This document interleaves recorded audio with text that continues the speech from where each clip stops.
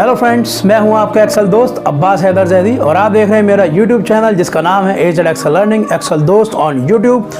तो फ्रेंड्स, मेरे इस यूट्यूब चैनल पे आप सभी का बहुत बहुत स्वागत है। दोस्तों, मेरा चैनल आप सबके लिए बनाया है। इस चैनल पे मैं आपको एक्सेल सिखाऊंगा एकदम एडवांस तरीके से।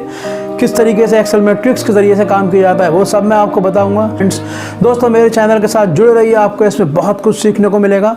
और फ्रेंड्स, अभी मैं इस वीडियो में एक्सेल के बारे में कुछ नहीं बताऊंगा, मैं जस्ट आपको इन्फॉर्म करने के लिए आया हूं कि एक्सेल दोस्त का नारा है, आ गया है एक्सेल दोस्त ऑन यूट्यूब। अब घबराने की कोई बात नहीं है, अब एक्सेल होगा आप सबकी मुट्ठी में और आप सब बनेंगे एक्सेल में चैंप। तो दोस्तों, मैं चाहता हूं कि आप सभी एक्सेल में चैंप बने।